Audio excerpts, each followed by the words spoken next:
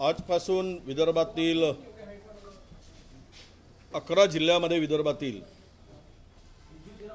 मंडल यात्रेला भंडाऱ्यापासून सुरुवात होत आहे। मंडल आयोगांच्या सर्व शिफारसी लागू करून या राज्यातील आणि देशातील ओबीसीला शेतकऱ्याला न्याय मिळावा या प्रमुख मागणीसह यात्रा 11 जिल्ह्यामधून प्रवास करून चंद्रपूरला याचा समारोप होणार आहे। केंद्र सरकारकडे अनुसूचित जाती जमातीप्रमाणेच ओबीसीची जातनिहाय जनगणना करावी ही यातली प्रमुख मागणी आजच्या ओबीसीच्या आमच्या यात्रेच्या निमित्तानं आम्ही केंद्र सरकारकडे मागतो आहोत आणि यासाठीची जनजागृती आहे।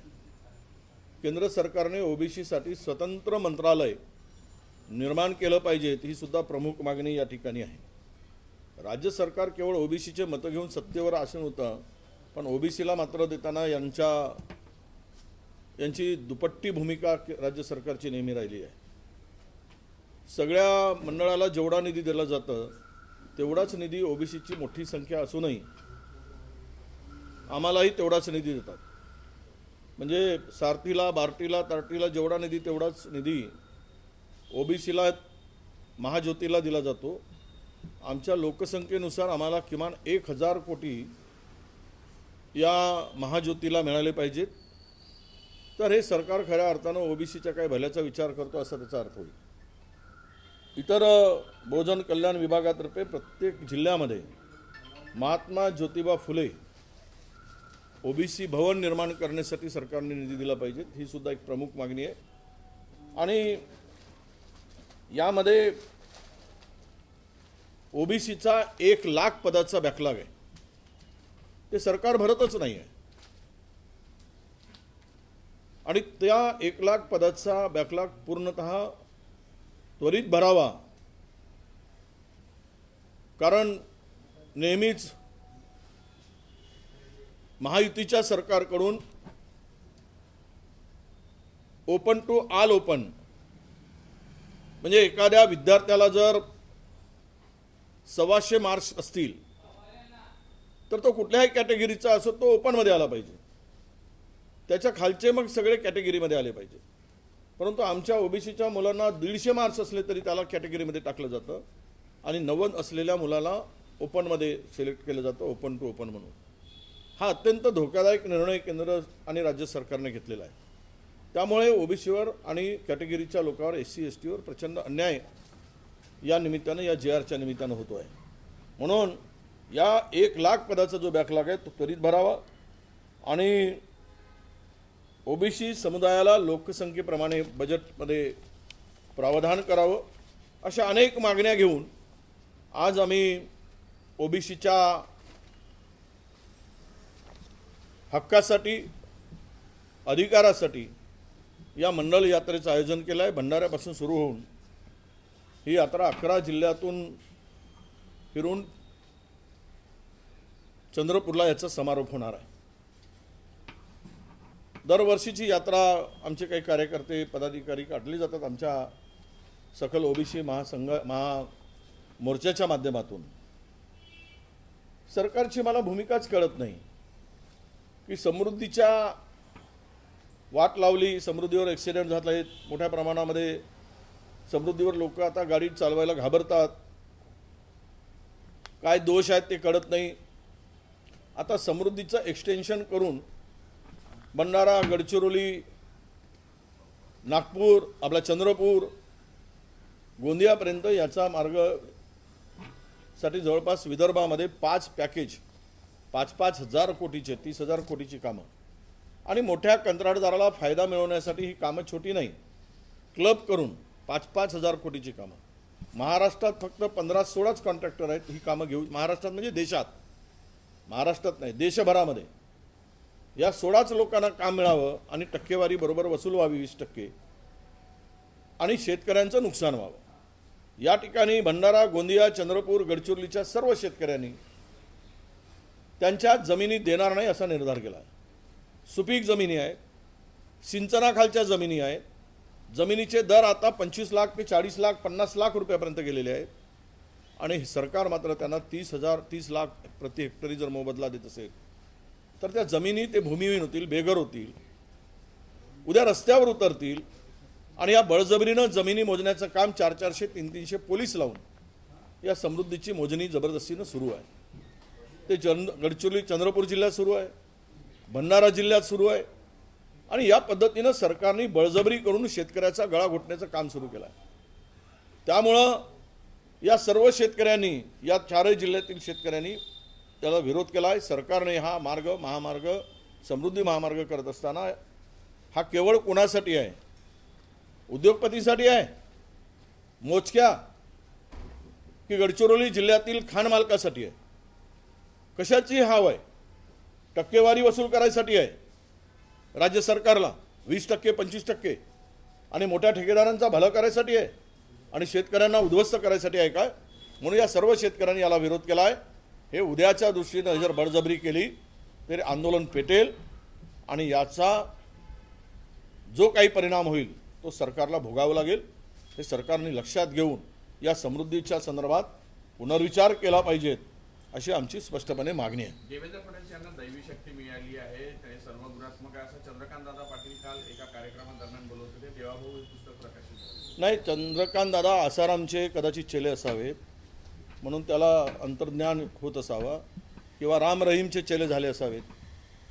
पृथ्वीवर कलियुगामध्ये कोणामध्ये दैवी शक्ती आहे ते किंवा त्यांनी बाबा रामदेवकडून किंवा ते बागेश्वरकडून वगैरे काही कला शिकली असावी म्हणून त्यांना या प्रकारचा अंतर्ज्ञान झाला असेल म्हणून अशा प्रकारची गोष्ट त्यांनी केली. जंतर मंतरवर झालेलं CJPचं आंदोलन हे देशविरोधी असल्याचं RSSचे सहकार्यवाह अतुल लिमये यांनी म्हटलेलं आहे. तर दीप्तेंच्या अमेरिकेतील शिक्षणाचा खर्च कोणी उचलला असं RTI मधून माहिती मागवण्यात आली. सगळी माहिती मागवा. जर या देशामध्ये त्या ठिकाणी आंदोलन करणाऱ्या लाखो मुलांना देशद्रोही म्हणत असाल मग RSS हे देशद्रोही असं समजायचं का? यांना फंडिंग कुठून येते? उघड करावं RSSनी. आम्हाला कुठून परदेशातून फंडिंग येते, देशातून येते, किती आलेत? एक तर रजिस्ट्रेशन करत नाहीत, हिसाब देत नाहीत आणि लोकांना देशद्रोही ठरत चाललेत. कोण तो लिमये आहे त्याला थोडी तरी लाज वाटायला पाहिजेत.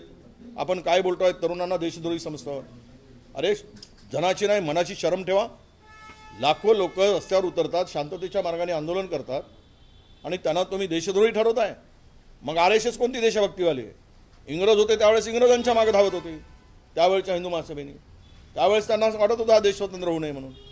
जे जे परकीय आले त्यांच्याला साथ देणारी मंडळी या देशातील तरुणांना जर राष्ट्रद्रोही म्हणत असेल, देशद्रोही म्हणत असेल तर पुढच्या दिवसामध्ये यांना याचे परिणाम भोगावे लागतील. जनता यांची मस्ती आणि गरमी उतरवल्याशिवाय राहणार नाही.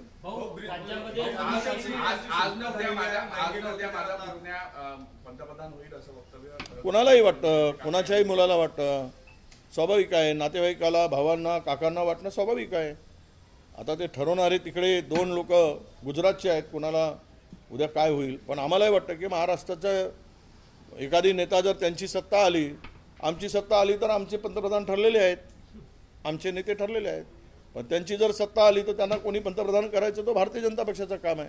आणि महाराष्ट्रातला जर आत्ता मोदी साहेबांना हटवून देवेंद्र फडणवीस पंतप्रधान होत असतील तर आम्हाला मराठी माणसाला आनंद आहे. व्हावेत, आमच्या शुभेच्छा आहेत आणि महाराष्ट्राचा विकास व्हावा. मराठी माणूस नरेंद्र मोदी आणि अमित शहाना हटवून जर पंतप्रधान होत असेल तर कोणालाही आनंद वाटेल. पण तो त्यांचा अंतर्गत प्रश्न आहे.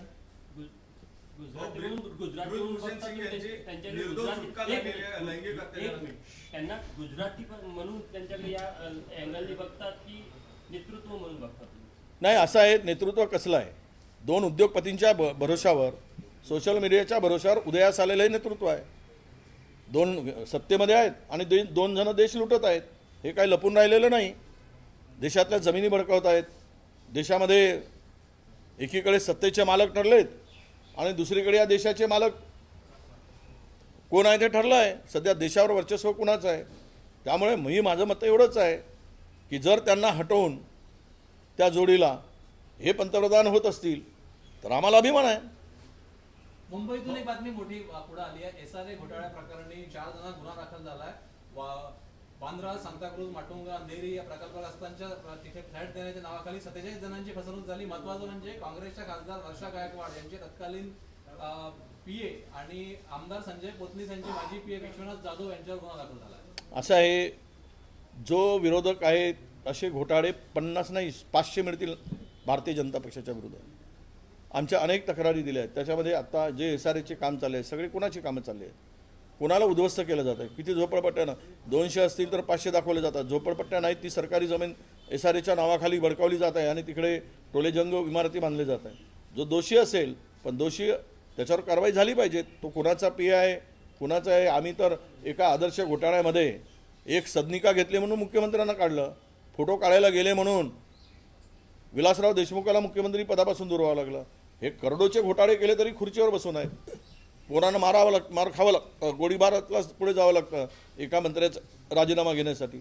घोटाळेबाज किती केले आहेत, ज्यांचे घोटाळे काढलेत तर आयुष्यभर जेलातून बाहेर निघणार नाही याची जर निपक्ष चौकशी झाली तर. त्यामुळं दुसऱ्याकडे चौकशी करणं, घोटाळे करणं, त्यांचा आवाज दाबणं, घोटाळे बाज आहेत म्हणून, हे तर विरोधकांना दाबू देत. आमचा काही त्याला विरोध राहणार नाही. सत्य आहे असेल तर कारवाई व्हावी, कारवाई सरकारने करावी. पंकजा मुंडेंनी राजीनाम्याची भावना व्यक्त निर्दोष केली. मुक्तता करण्यात आली. हां? ब्रिजभूषण सिंग यांची निर्दोष मुक्तता करण्यात आली. कुस्तीपटूच्या लैंगिक शोषणाच्या आरोपामध्ये ते होणारच होतं. ज्यावेळेस पोरी रडत होत्या, पैलवान कुस्तीपटू रस्त्यावर उतरत होत्या, उतरून लढत होत्या, न्याय मागत होत्या, याने आमच्यावर बलात्कार केला, आमच्यावर लैंगिक अत्याचार केला म्हणून, त्यावेळेस हे त्यांचं गुणगान गात होते त्या ब्रिजभूषण सिंगचं. हे होणारच होतं. बलात्कार करा, खून करा, लुटून टाका, देशाला बर्बाद करा, फक्त आमच्याबरोबर राहा म्हणजे तुम्ही इमानदार. मग तुम्हाला सगळ्या दोषातून मुक्त करण्याचं काम कोर्टाकडून करून घेऊ, ईडीकडून करून घेऊ, CBI कडून करून घेऊ, पण तुम्ही मात्र मुक्त व्हाल. नाही याल तर तुम्हाला आम्ही अडकवल्याशिवाय राहणार नाही. हे धोरण आहे. भाजपाचं एकच धोरण आहे भारतीय जनता पक्षाचं. त्यामुळे ते सत्तेचा वापर बलात्कारांना सोडतील, खून करणाऱ्यांना सोडतील उद्या. ज्या बलात्कारांची मिरवणूक काढली जाते या देशामध्ये गळ्यात हार घालून भारतीय जनता पक्षाच्या माजी आमदाराची, यापेक्षा या देशाचं दुर्दैव काय आहे. त्यामुळे हे सुटणारच. त्या पोरींचा आक्रोश आणि त्यांच्यावर झालेला अत्याचार, हे वर जर हे आता हे देवाला मानतात नाही मानत, हा काल परवा त्यांनी पुनावालांनी सांगितलं, हे देवच मानत नाहीत. भाजपाने केवळ धंदा करून बसलायत, देवाच्या नावाने धंदा चालवत आहेत RSS आणि भारतीय जनता पक्ष. हे मी नाही म्हणतो, पुनावाला म्हणत आहे. त्यामुळे हे स्पष्ट आहे, हे देवाबिवाला मानत नाही. जर देवाची थोडी भीती असती तर तो माणूस निर्दोष मुक्त झाला नसता. ईश्वराची थोडी जरी श्रद्धा असती तर त्या माणसाला त्यातून मुक्तता मिळाली नसती. नाना पटोलेंचा एक व्हिडिओ पुढे आलाय. पाद्यपूजा आणि काही कार्यकर्ते त्यात दुग्धाभिषेक करत त्यांचे पाय धुत आहेत, असा व्हिडिओ. काँग्रेस पक्षाची भूमिका काय आहे आणि काँग्रेस पक्षाचं आचरण आणि याच्यामध्ये कृतीच्या विरोधाभास दिसत आहे. काय समजतंय सगळं? नाही, मी अजून तो व्हिडिओ पाहिला नाही. मी 4 दिवस दौऱ्यात होतो, त्यामुळे व्हिडिओ पाहिल्यावर मी सांगतो. पंकजा मुंडेंनी राजीनाम्याची भावना व्यक्त केलेली आहे. कशा प्रकारे? नाही, आता त्या बिचाऱ्यांना जे या राज्यातील देशातील केवळ OBCचं मत, पण OBC नेतृत्वाला बाजूला सारण्याचं काम मुंडे साहेबांच्यापासून अन्याय सुरू झाला आहे. ते आज गेलेत बिचारे. त्यामुळे त्यांना असं वाटत असेल की आम्हाला न्याय मिळत नाही, कदाचित पक्षामध्ये आम्हाला आमच्या सगळ्या एवढ्या त्यागाला महत्त्व नाही. त्या उद्वेगातून ते म्हणाले असतील कदाचित. ह्या भावना कधी कधी बोलून दाखवतो, ज्यावेळेस त्रास वाढतो त्यावेळेस त्या भावना सहज येतात. पण मला वाटतं की पंकजाताईंना आमची विनंती राहील, एक OBC नेत्या म्हणून, की तुम्ही अशा प्रकारचं पाऊल न उचलता बिनधास्त पक्षातून बाहेर पडा, OBCचं नेतृत्व करा आणि महाराष्ट्राचे तुम्ही OBCचे पहिले महिला मुख्यमंत्री व्हा. यासाठी आम्ही तुम्हाला साथ देऊ. बाहेर पडा भाजपातून आणि या मैदानात आमची त्यांना विनंती असणार आहे. पंकजा मुंडे जर का भाजपमधून बाहेर पडलं, काँग्रेस त्यांना पक्षात घ्यायला तयार आहे? 100% घेऊ. हायकमांडला विचारून घेऊ. तो अर्थात माझा अधिकार नाही. तुम्ही म्हणाल की वडेट्टीवार सर्वोच्च नाही आहे, छोटा कार्यकर्ता आहे, पण आमची विनंती राहील की हायकमांडला सुद्धा या नेतृत्वाला सोबत घेतलं पाहिजे. राज्यात धर्मस्वातंत्र्य विधेयक लागू झालेलं आहे, कशा प्रकारे? नाही, आता हे या विधेयकावर येऊ तर लागू कुठे झालेला आहे? राष्ट्रपतीची सही झाली काय? चॅलेंज करणार असं म्हटलं. आता सहीला ते गेलेलं आहे. म्हणजे झालं, सही झाली असेल तर त्याला चॅलेंज करावं लागेल. हे जर या देशामध्ये देश कशासाठी चालवलं जातं, देशाच्या प्रगतीसाठी, देशातील जनतेला न्याय देण्यासाठी, त्यांच्या हक्कासाठी, त्यांच्या शिक्षण व्यवस्थेसाठी, त्यांच्या शेतकऱ्यांच्या हक्कासाठी, बेरोजगारांना नोकरी देण्यासाठी, देश प्रगतीपथावर नेण्यासाठी, देशाची आर्थिक उंची वाढवण्यासाठी, हा देश समृद्ध व्हावा यासाठी सरकारं निवडली जातात. धर्म समृद्ध व्हावा यासाठी सरकारं निवडली जात असतील तर धर्म हा घरचा काम आहे, घरातला आणि चौकटीतला विषय आहे. धर्म हा श्रद्धेचा आहे.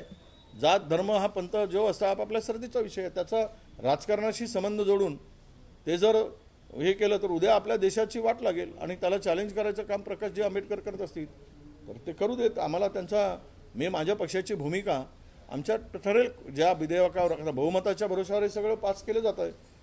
हायकमांड आमची ठरवेल या संदर्भात काय भूमिका घ्यायची. काँग्रेस कोर्टात जायची तयारी करेल का? नाही, मला विचारावं लागेल, चर्चा होईल आमच्यामध्ये. इथे काय आम्हाला स्वातंत्र्य नाही की कुठल्या विषयावर जायचं झालं तर हायकमांडमध्ये कोर कमिटीच्या चर्चा होऊन तो निर्णय होतो. नाशिकमध्ये पोस्टर लागले, भुजबळांना पालकमंत्री करा आणि मुख्यमंत्र्यांकडे मागणी करणारे पोस्टर लागले. नाशिकमध्ये खड्डे मोठ्या प्रमाणात आहे. गिरीश महाजनांवर टीका होऊ लागली. आता तिथे त्या नाशिकच्या कुंभमेळ्यासाठी जवळजवळ सर्वच कंत्राटदार हे गुजराती आणि बिहार UPचे बाहेरचे कंत्राटदार मोठ्या प्रमाणात त्यांनी कामं घेतलेत. आत्ता पहिल्या पाण्यामध्येच केलेली कामाची सगळी वाहून गेली आणि नको ते कामं केली. 33,000 कोटी रुपये त्या ठिकाणी खर्च केले जात आहे आणि या कंत्राटदारावर ते उधळपट्टी चालली आहे. यांनी एडफारमध्ये कुठलीही स्पर्धा नाही, सर्रास काम त्यांना त्यांच्या कंडिशन टाकल्या जातात. त्या कंत्राटदार म्हणतात ते आणि तेच क्वालिफाय होतात, तेच इलिजिबल होतात आणि त्यांनाच ते कंत्राट मिळत आहे.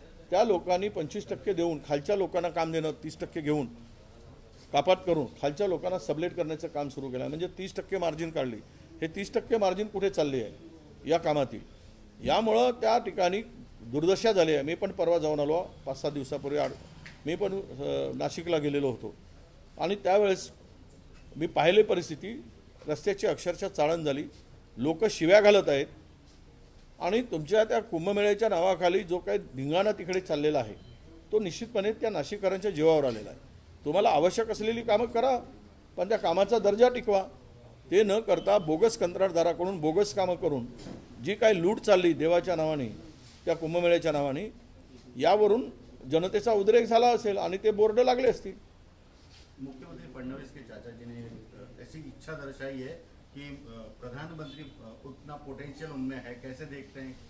नहीं, देखो कि वो जिसके भी फैमिली को सबको लगता है, अगर मैं कल MLA हूँ तो मेरे फैमिली को लगेगा कि मिनिस्टर होना चाहिए, कल मैं मिनिस्टर हूँ तो लगना चाहिए कि मैं CM होना चाहिए. हर एक फैमिली को ये लगता ही है. और रहा सवाल देवेंद्र जी का PM होने का, तो हमें तो जब इनको हटाकर देवेंद्र जी PM होते और मराठी महाराष्ट्र की अस्मिता को हमें अच्छा लगेगा, आनंद मिलेगा. उनको हटाकर निश्चित रूप से इनको करते हैं हाईकमान, उनकी पार्टी, वो उनका निर्णय है. पर सबकी इच्छा तो होती है. और मैं कहता हूँ कि देवेंद्र जी ने अभी 3 बार मुख्यमंत्री पद पर रहे, 2 बार, और उनको भी निश्चित रूप से लगता होगा कि हमें प्राइम मिनिस्टर बनना चाहिए. तो हमें तो लगता है कि देवेंद्र जी अभी केंद्र में जाए और नरेंद्र मोदी की जगह पर बैठे तो हमें महाराष्ट्र के लोगों को निश्चित महाराष्ट्र का एक नेता PM बनता है तो हमें आनंद होगा. पप्पू यादव की प्रेस कॉन्फ्रेंस में चप्पल फेंकी गई उन पे, वो राम मंदिर का मुद्दा उठा रहे थे, घर पे निवास स्थान पे उनके प्रेस कॉन्फ्रेंस थी. अब राम मंदिर की चोरी करके लूटने वालों को उनको मिर्ची क्यों लग रही है, उनके अंगार क्यों हो रहे हैं, उनकी पार्श्वभाग की अंगार क्यों हो रही है, ये सवाल आता है. सवाल उन्होंने क्यों कहा कि जिस आस्था के खिलवाड़ हुई, आस्था के साथ में जिस धर्म के नाम पर आपने जो मंदिर खड़ा किया और लोगों ने अपना दान दिया, उसकी अगर आप चोरी करते हो, उसको लूटते हो और ये सोना लूटते हो, चांदी लूटते हो, रुपया लूटते हो, तो स्वाभाविक है इसकी प्रतिक्रिया आनी चाहिए. पर इसके बारे में जो लुटाए होंगे, लुटारू होंगे, उसको इसके बारे में मिर्ची लगी होगी, इसीलिए इस तरह के धंधे वो करते होंगे. लुटेरों के साथ में वो है तो लुटेरा को उसमें दर्द होना स्वाभाविक है. भाजपा के नेता रमेश बिधड़ी जो है उन्होंने कहा है CJP प्रोटेस्ट को लेके कि जंतर मंतर पे जो भीड़ थी वो ताला और पंचर बनाने वालों की ज़्यादा थी, छात्र कम थे. अब ऐसा है, वो विदुड़ी अगर वहाँ जाके देखते और पूछते 10-20 बच्चों को तो विदुड़ी को पता चलता कि कौन थे। अब जंतर मंतर क्या है, देश का युवा भड़क चुका है, इनको नीचे खींचे बगैर वो शांति से बैठने वाला नहीं है, ये सबको पता है। जब प्राइम मिनिस्टर ने रात के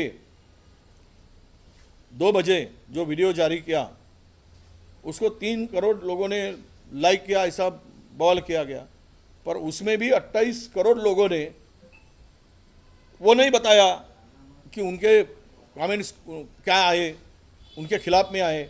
जब 28 करोड़ लोग देश के खिलाफ में बात कर रहे तो समझ जाना चाहिए कि वो प्रोटेस्ट किसका था।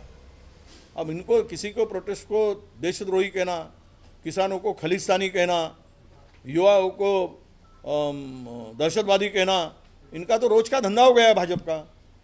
इसके सिवा वो बोल ही नहीं सकते कुछ ज़्यादा। Atul, thank you. ये जो